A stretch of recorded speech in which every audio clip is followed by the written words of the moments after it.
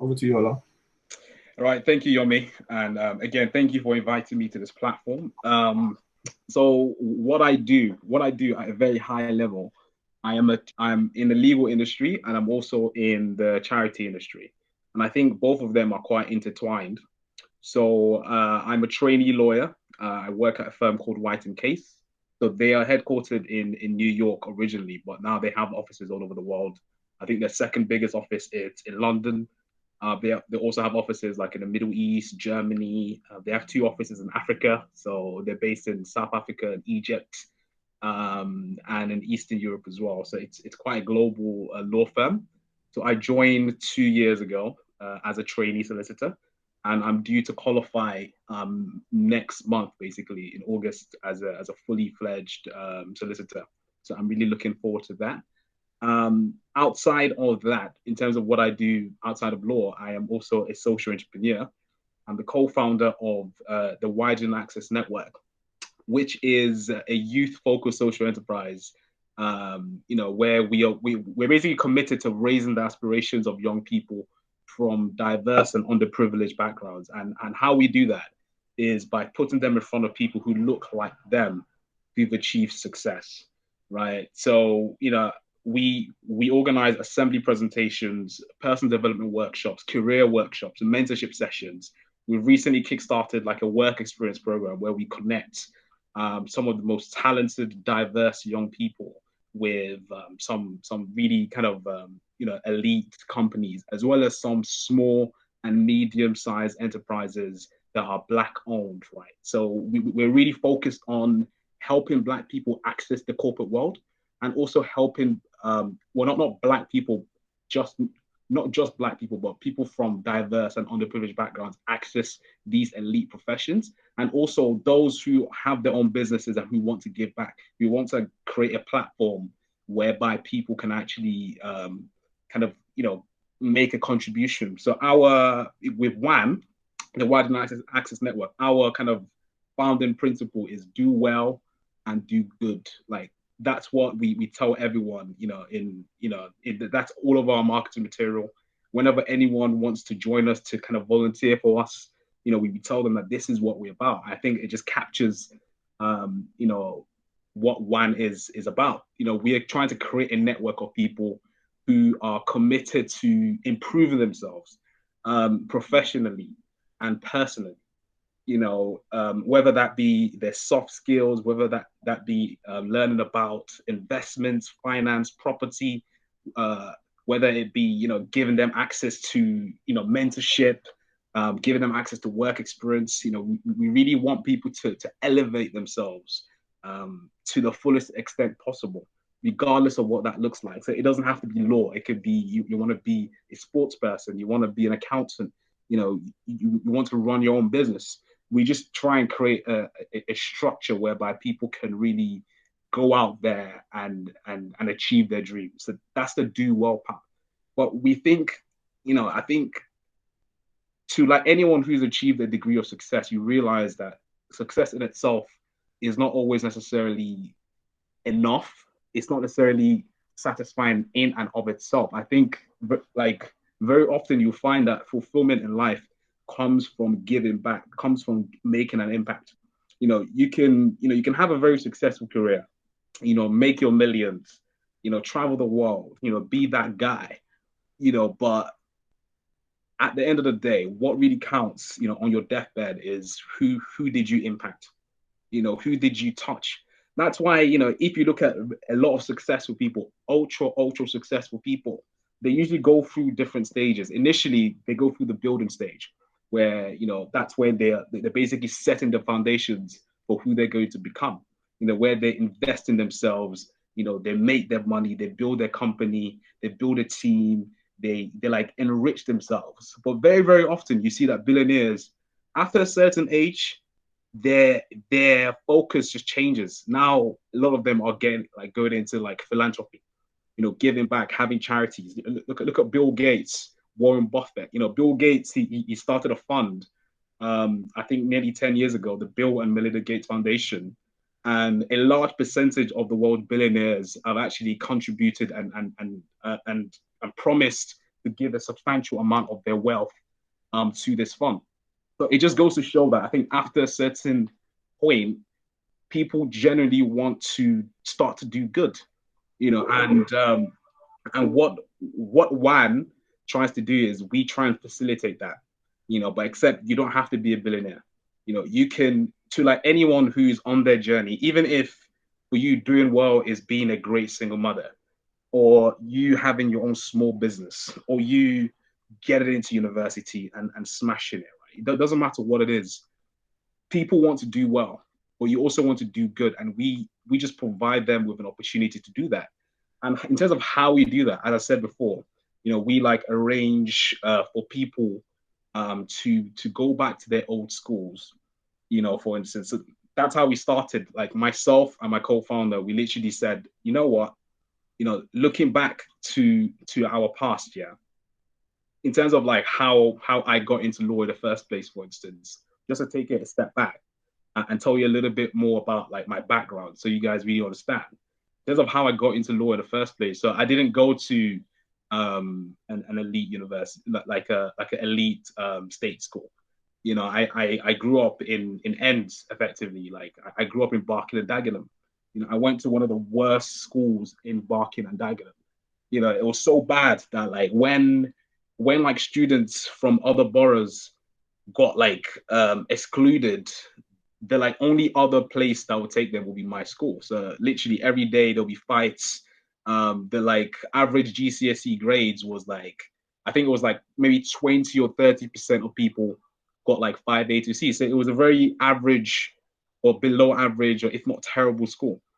And what really changed for me in my journey towards like, getting to where I'm at right now, where I'm working for a global law firm and I'm doing my thing, is when I was in year 10, when I was doing my GCSEs, I chose law as a GCSE because funny enough, like this school, as bad as it was, they actually offered a GCSE in law. And my school teacher, she invited this one young black Nigerian guy to come and do a talk. And this guy was a trainee solicitor. You know, um, Back then when I was about 14, 15, in terms of where I grew up, I didn't really have many positive black role models. It just wasn't a thing. Like for me, a successful black guy is probably a guy, someone who does AC, which is basically fraud. A successful black guy is someone who's involved in sports, or someone who was a rapper. The whole concept of a black young man, particularly from Nigeria, being a lawyer was completely alien to me. So you can imagine my surprise, you know, being at this shit school, you know, and having a someone who looks like me. This guy went to Oxford, very well spoken, articulate, wearing a nice suit, and he was a lawyer at a global law firm. I'd never seen anything like that, and I can honestly, hands down, say that was the moment I actually started to believe, oh, it's actually possible. It's possible for someone who looks like me to get to that position. And that just lit a fire in me, so much so that like about a month after, attending this guy's talk, I created like a CV. I barely had anything on the CV, but I created a CV just like outlining the skills that I thought I had. I had absolutely no experience whatsoever. I went to the high street, I handed my CV to different like law firms just to see what would happen. I then kind of went online. I Googled all of the barrister chambers, in London, and I sent all of them a CV asking them for an internship. And I got rejected from 95% of places I applied to. Like literally every other week or every other day, I'll be getting rejection emails. But two places actually looked at me and they actually gave me an internship, which meant that at the age of 15, 16, I already had like two legal internships under my belt. And then I put my head down. I got the grades that I needed to get. And then I moved on for sixth form into a much better school. I went to grammar school, and then I ended up going to university. I went to Warwick University to study law. I put my head down. I did what I needed to do, and lo and behold, I got my training contract offer, and I'm currently now, a trainee at White and Case. But going back to that original story, like all of this would not have happened, I don't think, if I didn't come across a positive male role model, someone who looked like me, at the age of 14, 15, who can actually, who just by their mere presence led me to start believing in myself.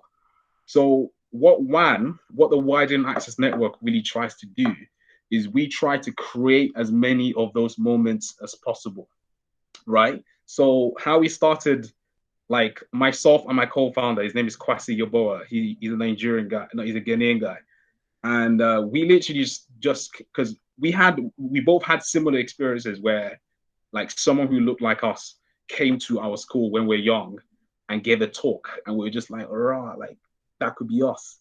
We both have similar experiences, and we thought, okay, how about we just literally write an email to our former schools and ask to give a talk. That's literally how WAN started. We did that. Of course, they welcomed us with open arms. Say, yeah, like we'd love to have you back. I ended up going back to my old school.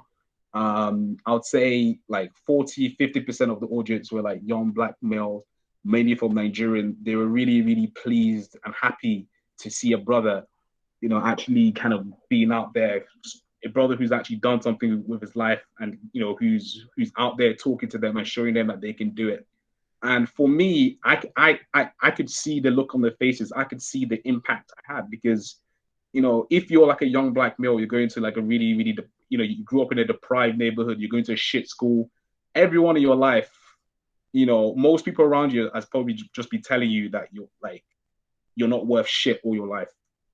Most people have been telling you that, oh, you're a bad kid, you're a criminal. Like, it's they don't have that much they don't necessarily have many high expectations for themselves. So, like having someone who looks like them telling them that, listen, I was in your shoes 12 years ago, and I was able to go from that position to here right now. It's incredibly motivating. And that's when, Kwasi and I, my co-founder, realized actually we need to do more of this.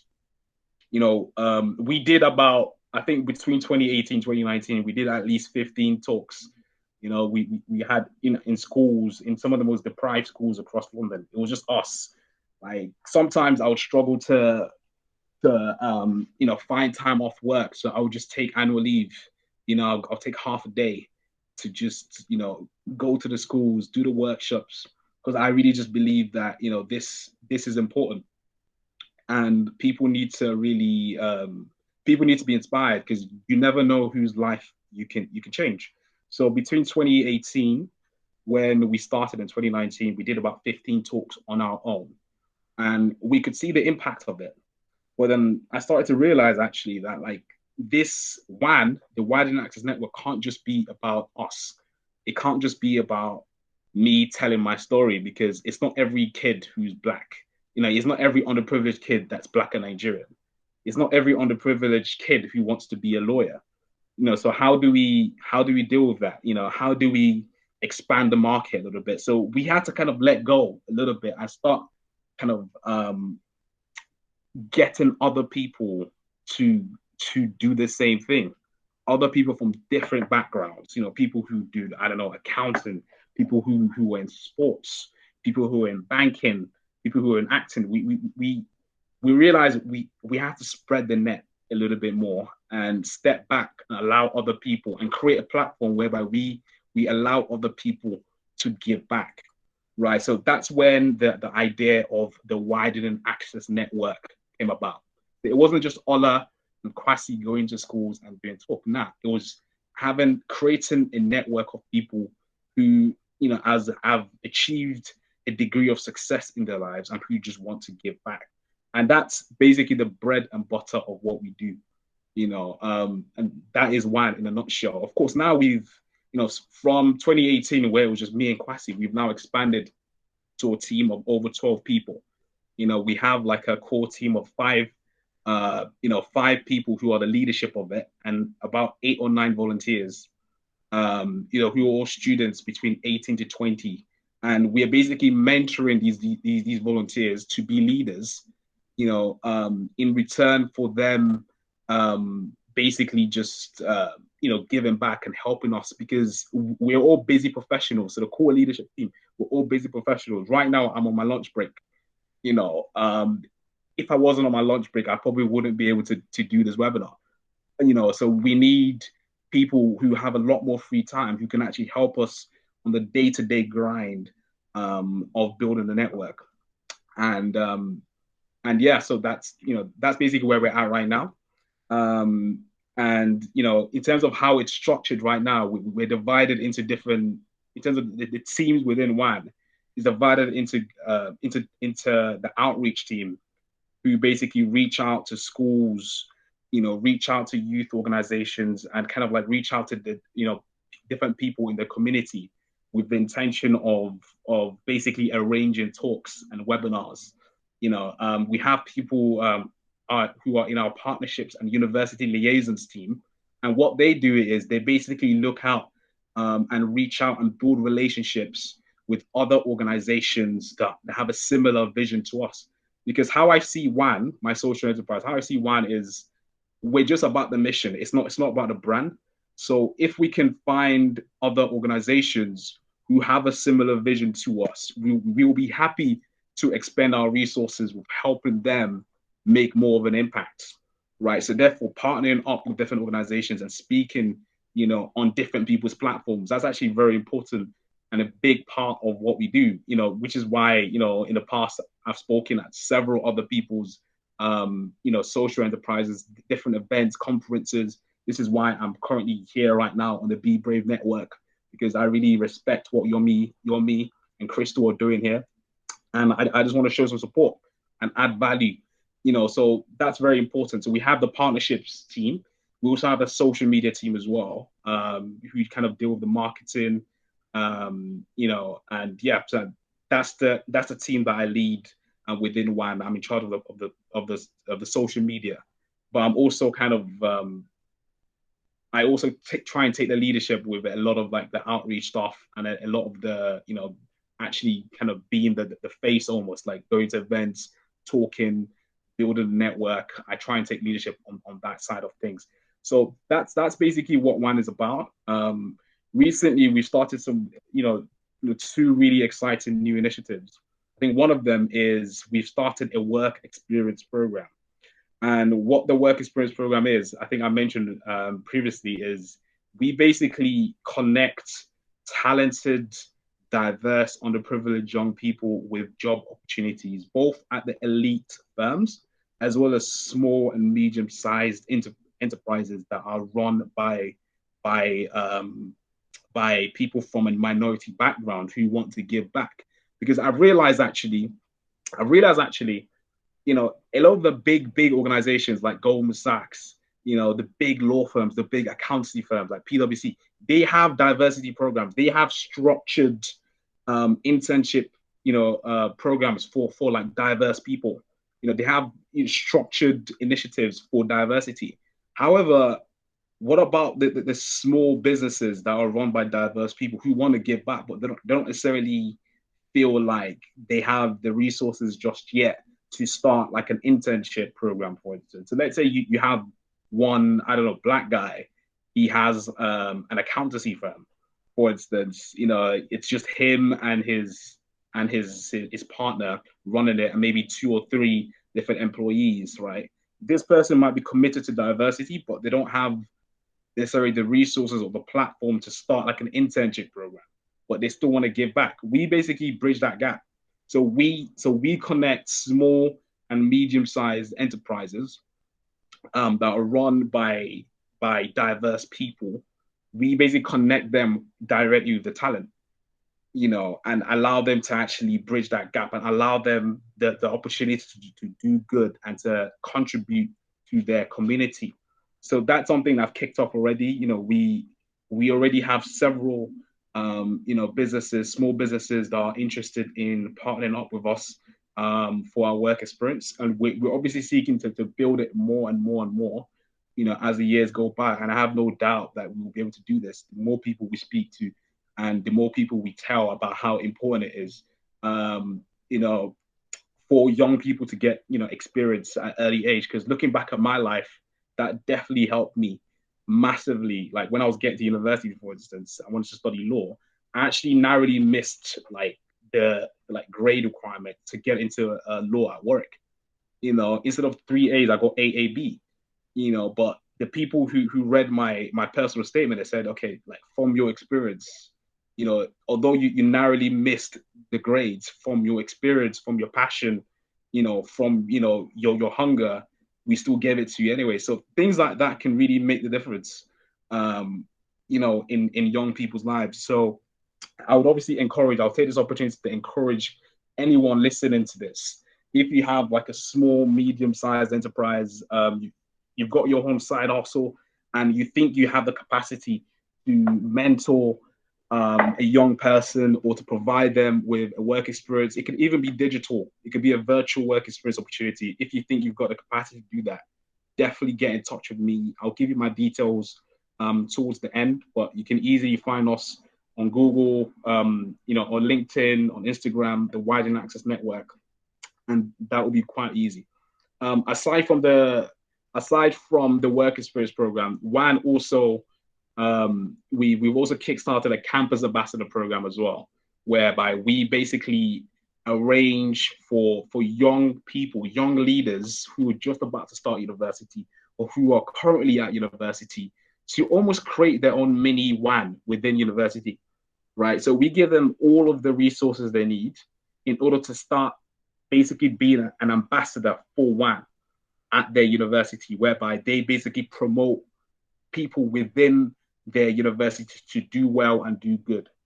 You know, i.e., they try and promote people to go back to their old schools. They try and promote people to get into mentoring for people who are just underneath them. So we are going to kickstart that for the next academic year. Obviously, coronavirus, it's making the situation a little bit tricky right now. But I think, once that's all sorted, we hope to, really kickstart that. And I think that will allow W.A.N to just grow massively. Obviously, we've grown from two people to about nearly 14 people now in 2 years.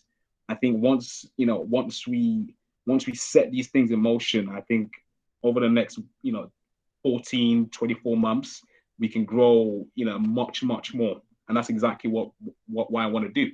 And just to kind of end this discussion on W.A.N, I think my vision for W.A.N in the long term is I want to be able to step back because obviously I'm going to get busier because W.A.N is not my main hustle. I'm, law, being a lawyer, a finance lawyer is my main hustle. I want to just let it get to the stage where I can just step back. I can be like the overseer and allow the next generation of people I'm mentoring right now to then take the lead. And it just goes from there to there and there and just, continue in that direction. Because W.A.N is not about me. W.A.N is just about the mission. And provided that survives, then that's what we need. The 5-year plan for W.A.N, what I'm really trying to kind of build here is again like a huge network, a very, very large network of people who are doing well, doing good, going back to the old schools, mentoring each other. And we also want to shape diversity within the big, big organizations, right?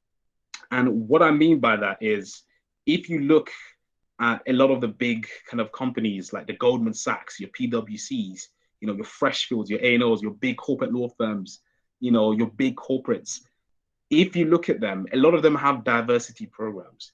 A lot of them are very, very good at attracting diverse talent in terms of actually getting Black people through the door.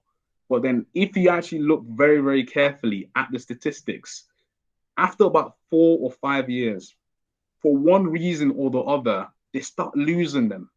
Like Black people leave, it could be due to microaggressions. It could be due to just not feeling like they have someone out there who's like their sponsor, someone who has their back, right? It may just be, I don't know, them feeling a little bit isolated, right? So in terms of the retention rates for Black people at these corporations, it's actually very, very poor if you look at it. I think it's very easy to kind of like misjudge how successful these diversity initiatives are by just seeing how many people they get through the door. But what's the point of getting 50 black people through the door when only 10 of them are remaining like 5 years from now? I don't think that's right. So one thing we want to do long term is we want to start consulting diverse talent within consulting and training diverse talent within these big organizations. And we also want to change the, really consult and change the culture at these big organizations by training the leaders on issues that are affecting diverse talent. Things like microaggressions, things like sponsorship, mentorship, things like providing, extra training and support, for the leaders within these corporations and for the diverse talent, so that we can improve the promotion and retention of diverse talent within organizations. I think this is important because ultimately, if people, if black people are not rising through these organizations, that means there are not enough people in power to actually kind of help each other out. There are not enough people in power to then support the black people coming out if they don't even stay long enough to get to that position. And I think this is a big problem, which I don't think it's being spoken about enough, and something I definitely, in the long term, I definitely want to tackle. And that is what W.A.N, like that is our focus, in the long term, helping people at the very early stages, of their life when they're 13, 14, to actually believe in themselves so that they can make it, to these professions. They can make it to starting their own business successfully and doing whatever it is. But also when they get there, there's no point doing all of that work for 12 years just to get there. And you realize, actually, I'm in an environment that's just not suited and that's not ready for me. That's a very, very depressing realization, to realize that, like, all of your hard work, since you were young, I'm sure many people from African backgrounds, you can agree that since you were young, your parents have been telling you, oh yeah, let's like work hard, just work hard, and the world is your oyster. That's true to an extent, but there's so many things you don't know, you know, um, and there are like so many things outside of hard work that no one teaches you about, which can affect your success a lot more. And it's very disheartening after all of that hard work to reach your goal and realize, actually, for me to progress, there's so many unwritten rules which I've just not been aware of. And this is one of the biggest reasons why black people end up not staying, in these jobs. So that's, for me, that is a long-term goal for W.A.N. So outside of W.A.N now, I want to talk a little bit more for those of you who are interested in law. I want to tell you a little bit more about like my journey to where I'm at right now. I think for those of you who joined at the start of this webinar, I think I told you that I'm currently a trainee solicitor at White & Case. It's a US headquartered law firm, offices all over the world. I'm due to qualify as a solicitor next month, and I think I've had a very kind of unique and very different experience, in the legal profession, a lot more so than than than most candidates. That's because for me, I've deliberately sought to make my career as international as possible. I think um, I think in like an ideal world, I would be working remotely 100% of the time and just be able to travel the world, and because I really think in this day and age, you really don't need to, like, face to face is, it's good, but it's not always needed, and it's not always necessarily the most efficient, way of doing things. Because why do you need to fly an entire team, you know, um, you know, halfway across the world, like for like a meeting, for instance? That's what a lot of these corporations were doing before. Now due to Zoom, due to like webinars, the world is a much smaller place. I think in an ideal world, that's what I'll be doing, but I think that's probably unlikely. And I think the next best thing for me is just practice law in different countries. So I started off my career in London. I spent the first 14 months in the London office at White & Case. I then last year, I basically decided, you know what, nah, like I don't like I've had enough of London basically. I feel like in London you work hard, and life is hard as well. I wanted to be in a place where I can work hard, but my life is not hard. Like my quality of life is actually good. So I made a decision last year in November to move to the UAE. So I spent a few months in Abu Dhabi. I was practicing English law in Abu Dhabi. The thing about English law is, if you look at it, well, English law is it has a very special position in the world of finance because a lot of contracts, globally, it doesn't matter where you are right now. It could be in Singapore, it could be in Hong Kong, it could be in Africa, it can be in the States even, or in the Middle East. A lot of contracts are governed by English law because I think England, maybe this kind of goes back to colonialism or something, but England, like English law is just seen as the gold standard, which means you don't actually have to be in London to practice English law. So I can qualify as an English lawyer and practice anywhere I wanted. So once I knew this, once I had this realization, I was like, okay, there's no point me being in London. I'm going to move somewhere else where my quality of life is better. So I worked in Abu Dhabi for a few months. I then moved to Dubai. And then, once the coronavirus situation kicked off, and then Dubai, bearing in mind, it's like an absolute monarchy. So they don't really care if you don't like what they're doing. The government don't really care. Like, it's just okay. So they're like lockdown measures in the UAE were just ridiculous. Like, you literally needed a permit to even leave your house. So I was like, okay, I'm not gonna stand for this. Like, so I left the UAE at the start of the whole coronavirus situation. Now I'm in Germany because I thought, okay, Germany, it makes more sense. They have a good healthcare system. Like Germans, they tend to be, they just tend to know what they're doing. And, that was a right choice because I think Germany definitely handled the whole coronavirus situation much better than most, which meant that lockdown lifted in Germany like 3 months ago, whereby in other countries it's just lifted. So I'll be in Germany until the end of August. Then I'll be back to London, in September. And ideally, once the UAE situation is back to normal, my plan is just to relocate out there on a permanent basis and just or until further notice, and just see where my career goes from there. So like that's how I've chosen to shape my legal career. It's slightly unconventional, but I think it works for me because I feel like I work to live. I'm not just living to work. I want to enjoy the quality of my life.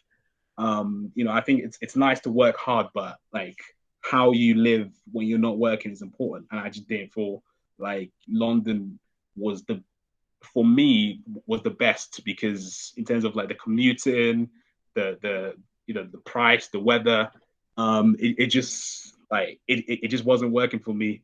Also added to the fact that I was born in Nigeria, I'm still not used to this cold weather. So like the UAE, like it's just right up my alley. Um, so yeah, that's basically what I do. If you're interested, the exact area or the day-to-day kind of area of corporate law I do, it's debt capital markets, and it's basically where companies or governments issue bonds to raise finance. It's basically finance law. So in the past, for instance, we've in terms of our client base, it ranges from acting for banks. So when banks are lending or are subscribing in bonds, we act for them. Or when companies want to raise money by issuing bonds on the stock exchange, we act for them. And also when governments like sovereign states like the UK, Nigeria, the Republic of Nigeria, Ghana, when they want to raise money by issuing bonds on the international stock exchange, they usually go to the lawyers and the bankers to make that happen. So in 2018, one of my highlights was working for the Nigerian government when they were issuing bonds.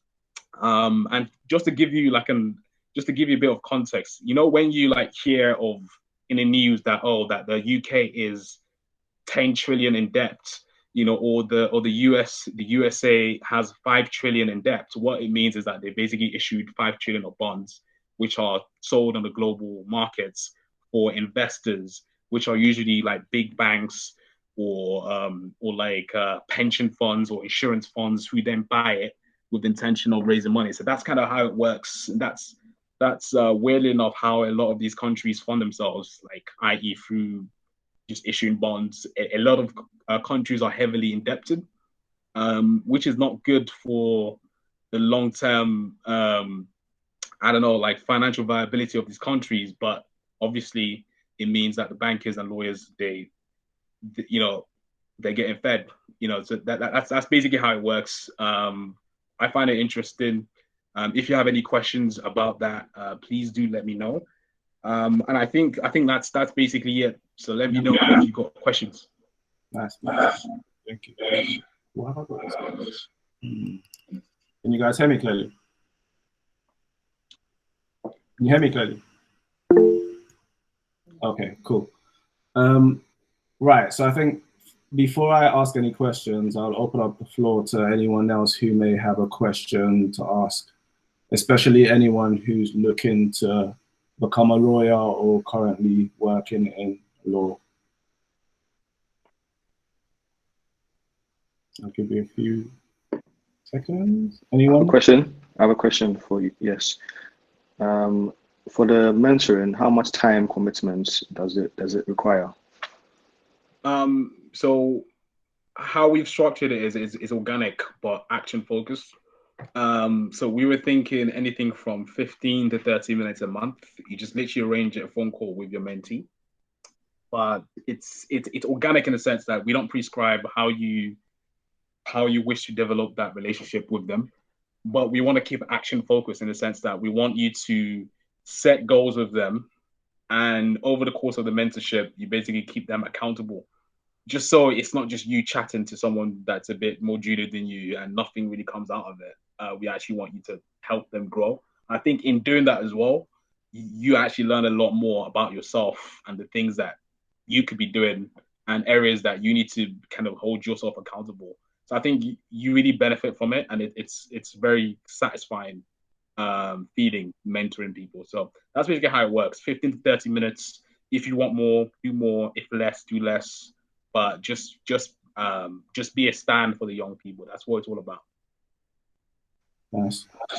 A question in the chat. So Ben says, where are all the Black role models, and why is there a lack of their presence in the media? What are your thoughts on that? Where are all the Black role models, and why is there? I mean, like, I have very controversial views on this, man. I feel like there are so many of us, but one, we're not all talking. I think there's like a tendency. This is my view, by the way. So this is just my view. There's a tendency sometimes for people after they've achieved a level of success to just focus on living their best life. You know, so a lot of the Black doctors, lawyers, they're not necessarily out there doing talks or being in the media. They're just living their best life. You know, that's one. Two, you also see the media's portrayal of Black people. It's, you know, occasionally, you know, it's in a positive light, but I think generally speaking, it's not always it's not always positive, which gives people the impression that, oh, there are not that many of them. And plus, you have to think as well, like in terms of who owns the media. You know, what country are you living in? You live in the UK. What's the majority race? It's white. So therefore, their like audience, you know, whoever's releasing the article would want to, you know, create an article that the audience are going to read, and the audience probably want to read more about white people doing well than Black. You know, it's you know, it's not true in all circumstances, but broadly speaking, I think that's probably what's going on. And people are not necessarily making themselves public. They're too busy living their best life. There's nothing wrong with that, you know. And the media can give you a very inaccurate kind of you know, view, because I actually know a lot of Black people who are doing bits, but they're quiet about it. And fair enough, like it probably protects them, but that's what's going on. So yeah. Yeah, I'm not sure if that answers your question, but yeah, that's just my opinion. Yeah, that's interesting. I think, like, I agree with you. Like, there's so many Black role models, and I think, you know, organizations like both of ours are doing as much as possible to try and share those stories. But I think a difficult thing is that, like, even if you want to tell those stories, you have to know the people, right? Yeah. So there's a job there to go and find people as well as share their stories. So yeah, very interesting. Anu says, does White and Case have a formalized diversity internship program for youth? Yeah, we do. So Y&K, they partnered up with W.A.N, which is like a women's diversity program, and they hold events every year. They also have like a mentorship program with that. They also partnered up with the Black Men in Law Network, which so they do like, I think at least 3 dinners every year where you basically get to have a a 3-course meal with the Black trainees and the Black partners at the firm. You also have like the Black Men's Personal Development Program, which Y&Case has kind of pioneered, and it's like a 2 or 3 days event where you have external speakers, you have people from the firm, even like the managing partner of the London office comes there and does a talk. So it's something they take very seriously, and I'm sure there's several others as well, because I know Y&Case has partnered up with the Social Mobility Foundation, and they organize about 10 or 12. They have about 10 or 12 internship spaces each year for diverse people to basically experience the firm. So there's a lot. I think if you just look it up, or if you want more information, just reach out to me on LinkedIn. I'm happy to share. Great. Brunel says, thank you for speaking to us this afternoon. What advice would you give to a recent graduate who seeks a career in commercial law? I would say don't just focus on applying. Like, don't just focus on making applications. Focus on building your profile. And by that, I mean, like, think about it this way, right? A law firm using, I don't know, like Clifford Chance, for instance, because they're like one of the top law firms in London. A law firm like Clifford Chance or any other commercial law firm in the top 10 or top 20, they probably receive, for like each place, like 50 applications. They might have 20 places, but they have 1,000 applications, right?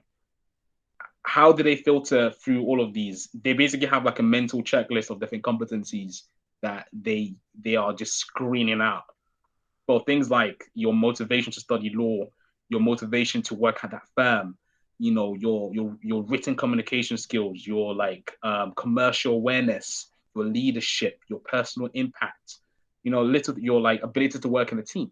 So what you want to do is, rather than just saying, oh, I have good communication skills, I have this and that, look for ways in which you can display that. Whether that be, so when I was applying for apps, when I was making apps, for instance, I was like, okay, how do I kind of put on my application form?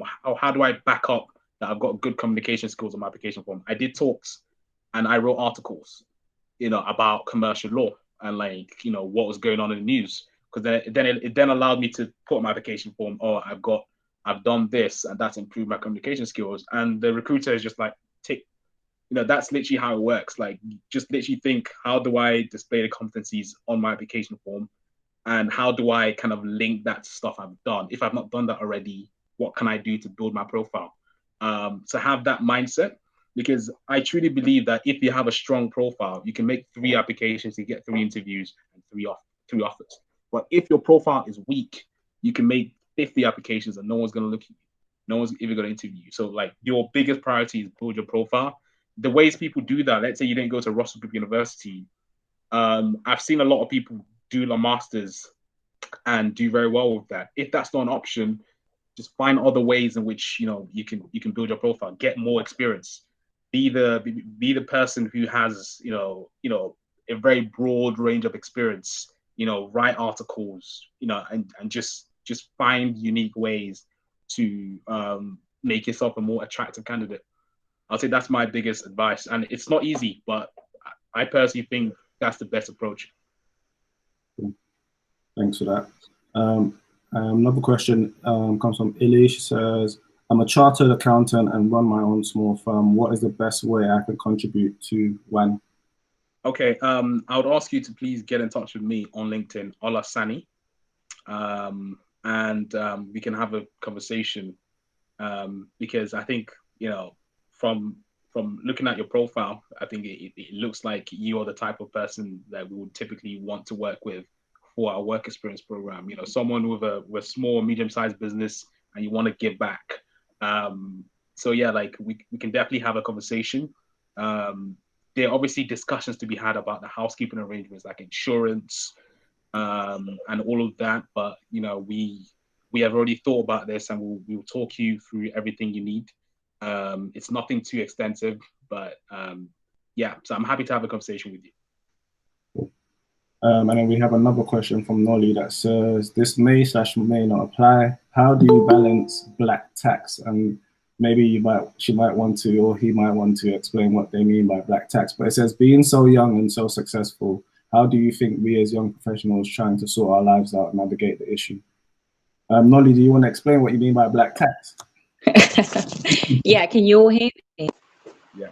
Yeah. Okay, so for those who don't know, black tax is like a fee or an amount of money that typically in African households, the older generation feel like, or in some cases it's valid, like you should contribute to the family, or you should contribute to like your cousins back home, because you're so successful, you're so young, you haven't got a family, you haven't got kids, so you shouldn't be spending all your money on holidays and shoes and bags. So how do you navigate that? Because I'm sure at some level you must get that pressure, and that is very common.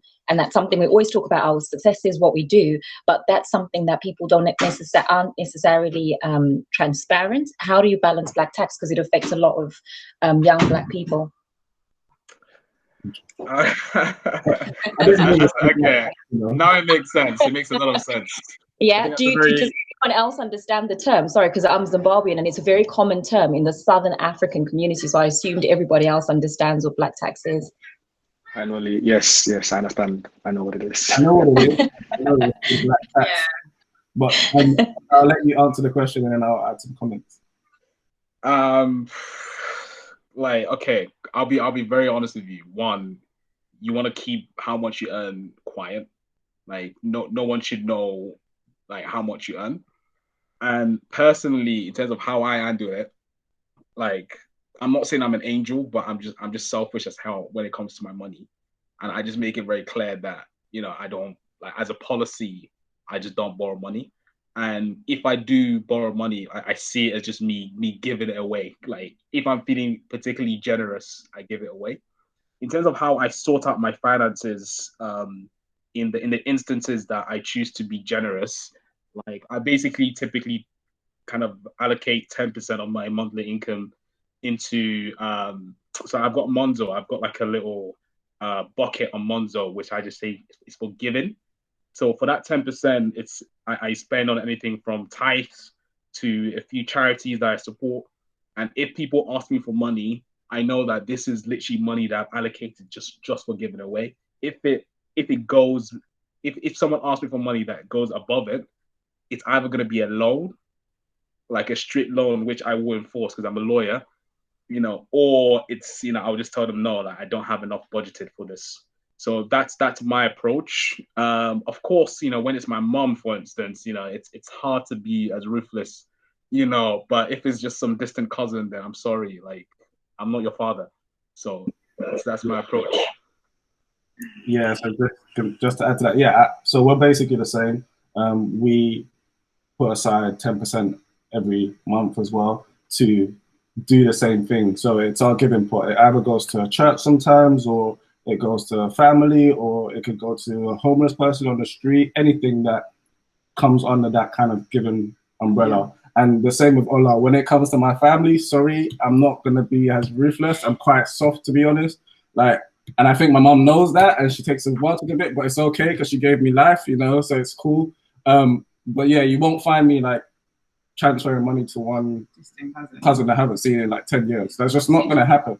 Like, my mom might trick me and tell me she needs it and give it to them, but that's her business. That's her business. But like, yeah, you just won't find me like giving money to some random cousin that we don't speak, and you know, that just won't happen. And I think you have to kind of think about yourself as well and your means. If you can't even feed yourself, or you don't know what the next meal on your table is, how can you be sending money away, right? So make sure you can actually give that money away and don't sacrifice, you know, yourself and your own quality of life for that. That is my comment. One more question from Maya. Says, thank you for speaking to us this afternoon. Your work is incredibly inspiring. What advice would you give to someone who has just finished year 13 and is looking to work in the legal world but hasn't chosen to do a law degree? I think that's interesting. Man, okay, I'll be very honest with you. So did you say that you don't want to do a law degree? Yeah, it says they haven't done a law degree. I don't know if they do. But like, do you intend to do a law degree? Maya, do you want to unmute yourself and speak? Yeah. So I haven't chosen to do a law degree. I'm choosing to do history and politics. Okay. But what advice would you give? Yeah. Yeah, I mean, in this day and age, you don't have to do a law degree to be a lawyer. I think actually half of most lawyers in commercial law firms, assuming that's what you want to do, they actually have done something completely different. I think the most successful lawyers I've seen, they actually didn't do anything related to law or history. A lot of them do languages, so they speak multiple languages. They might have studied French and Russian, French and Spanish, which actually puts you in better stead when you want to, when you're doing international law and interacting with different jurisdictions and clients and stuff. So that's just one. I think in this day and age, you don't need a law degree. I did a law degree. I actually kind of regret it. I actually wish I did something else, and then just converted to law later on. So I think, yeah, you don't have to feel worried about that, but you just want to make sure that one like obstacle you will face though when you're making applications is like when you're on these internships and you have other lawyers, like i.e. people who have done law degrees, they do have a bit of the upper hand. So always have in back of your mind that you might need to do a bit extra to kind of make sure that your knowledge is still on par, or close to at least. So make sure your commercial awareness is good. Make sure you're still aware of like the basic legal concepts like contract law and stuff like that, just to make sure that when you are given tasks during your internships, like it's you're not at a massive disadvantage compared to people who do law. But yeah, I think provided that you just build your profile and try and educate yourself on the basic legal knowledge, you'll be all good. Great. I know we only have 1 more minute, so I'm just going to ask a fun question we ask everyone that comes. So it's Friday afternoon, you're in the office. What's on your Spotify playlist and what's for lunch? For me, it's Welcome to the Party by Pop Smoke right now. And what's for lunch? I'm really kind of so I just had some bratwurst, which is like German sausage chips. That's what I had. Nice. Cool. Well, thanks a lot for joining us today, Ola, and sharing your story. It's been completely inspiring and just great to learn more about your journey. Do let us know if you have any questions, anybody, and we can kind of get them to Ola at any point. Ola, are you free for people to reach out to you on LinkedIn? Yeah, literally reach out to me on LinkedIn. It's Ola Sanni. Instagram, Ola Banks, just one word. Widening Access Network, LinkedIn and Instagram. And yeah, just feel free to get in touch with me if you want to learn more about W.A.N, or if you want to collaborate, if you want to mentor with us or anything at all. If you just want to chat and connect, I'm happy for that as well. So, yeah, don't be shy. Thank you so much for your time. Thank you everyone for joining us, and we hope you have a good afternoon. Thanks everybody. Bye.